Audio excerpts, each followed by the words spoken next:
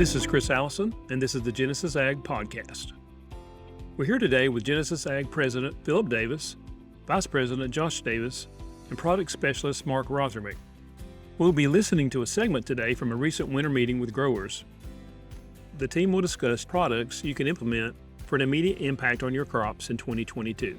Mark will be starting things off for us. I guess something we should also clarify for those of you that have been working with me for a couple of years. We've talked, I think, yesterday about Genesis Ag being the main focus, but Fulcrum is the sister company that we work with, and seastart, Huma ZBC, and Stable B do come from the Fulcrum lineup. If you jump on the Genesis website, you may not see information regarding these. We need to go to the Fulcrum site, and so just a little clarification there. What our design was is we wanted to keep Genesis more just of the biologicals and some really specialty products. And so Fulcrum is where we can be more diversified. They're really companions, and they're one builds the other. And in the Fulcrum line, we're really adamant about keeping our micronutrients clean, pure, without any contaminants. That's one of the things that we see, especially in today's market. If there's something cheap out there, it may not always be better. And that's our goal with the Fulcrum line, or anything that we build, is keeping a really high quality product that's going to enhance our biology. And all of these products in the Fulcrum line actually enhance biology and build biology. Let's talk a little bit about Stable B. What is it? Why was it developed?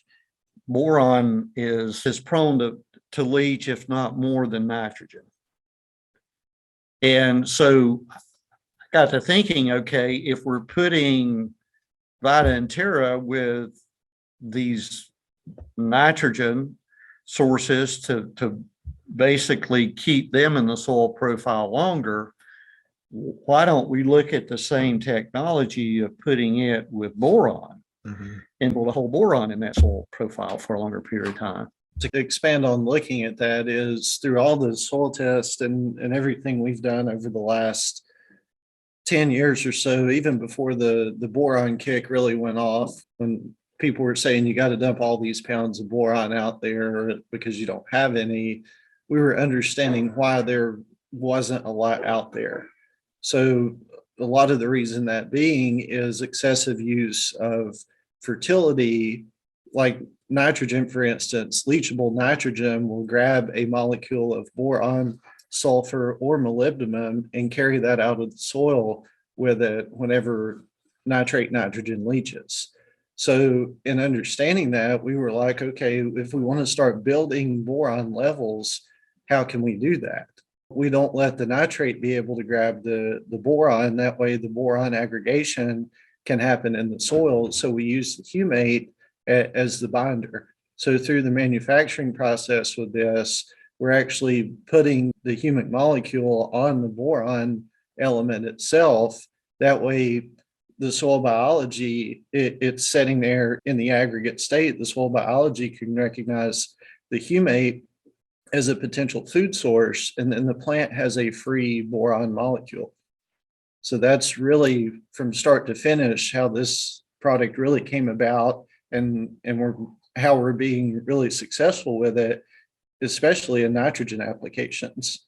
And we're starting to get more people using this as a foliar product as well. It's basically been specifically for nitrogen applications, but people are seeing where consultants are telling them to dump out X number of pounds of 10% boron, and maybe 1 out of 100 see a response. And I think some of the things I just alluded to could be why they're not seeing the response out of dumping the boron, and why they're not building the levels of boron. Now, there are a lot of caveats to building soil boron, so don't have the expectation that dumping a tote of this out in 20 acres is going to build your immediate boron level, because it's got to be a soil balance in that state for those numbers to start going up. But again, for a in-season use, maybe trying to achieve a number of boron, however your measuring stick is, this would be a great product to start with. Okay, good. we've got recommendations on the label here for use rates that I think are pretty well accepted. Let's go ahead and step into the next product real quick, Josh. That'd be in Huma ZBC. I think I got this one pretty close. Humate with zinc, boron, and copper. So Mark hit the nail on the head with this, and this is brother product to Stable B, with it being that how many people were using polyphosphate and thinking they needed a phosphorus target. Much like we talked about yesterday with the insoluble P in our soils, we understood that we didn't need to be using the polyphosphate. Now, if you're getting a benefit out of it, I'm not saying to dump the polyphosphate, but the reason that this has zinc and copper in it is it takes adequate zinc and copper to trigger phosphate function in the soil to get the biological exchange happening between the soil and the plant. So we're putting just a dab of both of those nutrients in there to start that function for phosphorus solubility and phosphorus transfer into the plant. And much like on the humic side of it, we've hit that twice so far. So I think that's self-explanatory, but adding the zinc and copper was an attempt to get guys away from using 1034-0, 1137 on those type deals with their 2x2 or potentially side dress. We talked about using Vita and Terra in our nitrogen. Now we've talked about having the potential to use Stable B or Huma ZBC in those scenarios.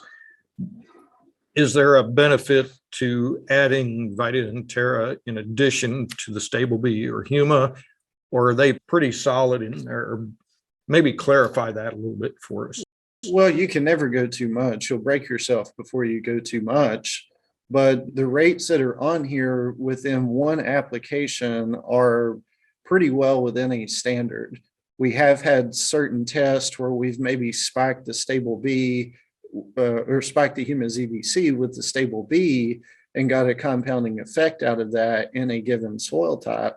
But I think looking potentially at what each farmer's differences are, you may not need the zinc and copper. So maybe Stable B is a fit for your farm. Mm-hmm. I use the Huma ZBC on our farm pretty heavily. And I think you guys may remember that from yesterday, showing what I did with my starter and with my side dress. I'm getting 2 gallons of this product out there because I'm trying to get the function of phosphate. I'm aware that I need the boron. So that's why I use it. Every farm's going to be different. I know we've got one guy on the call here that's been really successful with this product and the Stable B with his nitrogen applications the last several years. And it's a fit for his farm. So it may not hurt to try both products or try one product, but I would be most confident with the ZBC product going out with the planter. And then if they wanted to do the Stable B product with their side dress, because later in the season, phosphate availability shouldn't be an issue. You may not need the zinc and copper. Mm-hmm. So that may be a target. Get a tote of this for planting, maybe 2 totes, depending on if you farm a lot of acres, and then have your couple totes of Stable B for later in the season. Probably do want to clarify, obviously with the boron in here, that this is a 2x2 product, not an in-furrow. Correct. This is not in-furrow. All right. So seastart, this is a product, Josh, that you came up with a couple of years ago, put together sea minerals with manganese and zinc to start your plants off. Overlaying on immerse. Immerse is a base material in this product. I had tons of guys putting manganese and zinc out there. Again, zinc for the phosphorus availability and manganese for early plant health, potential chemistry carryover, whatever the reason guys were putting manganese. And so there's no reason I can't put these 2 products together with something that I know that's beneficial. So it's a blend of all of these things, and it can give your farm, if you think you're deficient in zinc or manganese, it could be a fit there. It started out as a pop-up product for us, but it's turned into guys having a lot of great responses out of the foliar application as well. Yeah, I'll share one on that. I had a customer called this summer. He said, "Hey, I've got a jug or 2 of seastart left." I don't remember exactly how much he had. He said, "Can I put that in? I'm going to be doing a foliar app. Can I just throw it in there?" And I said, yeah, sure. So he just poured it in to a tank mix that he had. I think it actually worked out to 13 ounces of seastart per acre. It wasn't a whole lot. And it was really interesting. This was actually in popcorn. He said on the lower part of the field, where it's probably a little bit better soil as far as water holding capacity, he saw a minimal change. But on the hillside, and this was part of Iowa that kind of had some stress scenarios, a little water deprivation, he saw a significant difference in his yield, especially on the hillside, from a very small amount. And I thought that's really cool that he was willing to try something different and check it enough to see. Phillip, you have any other thoughts on seastart? The only thing is, this was Josh's idea, and he called and said, this is what I want to put together. The guys that have used this, they're excited about it. And he's talking about how much they're wanting this year is quite a significant amount compared to what they purchased last year. So when a farmer does that, they're seeing something. Yeah. When they get excited, hey, I want more of that. And it's something that Josh had an idea of, and it seems like it's going to take off. So that's good. Well, and Josh included manganese and zinc. They're both great products that the biology can use. So I think that's another reason you included those for an in-furrow part of the program, Josh. Yeah. So we're looking at this product as with an in-furrow using 64 ounces per acre. We feel like you could use that in addition to your in-furrow biological program, and then just use water as the rest of your carrier to get to your delivery volume. The last three products that were up there, we had a couple of humic products that had micronutrients added into it, and something like the seastart here that Mark pulled back up has immersed as a base material with nutrients added to it. There's a potential that we could build a custom product for anyone. Now, we can't really build 5 gallons, so there'll be some parameters on that, but there are some opportunities there. Well, that's all the time we have for today. If you'd like more information on this or any other Genesis Ag product or program, please drop us an email at info@genesis.ag. Thank you for joining us, and hope you can be with us very soon for the next edition of the Genesis Ag podcast.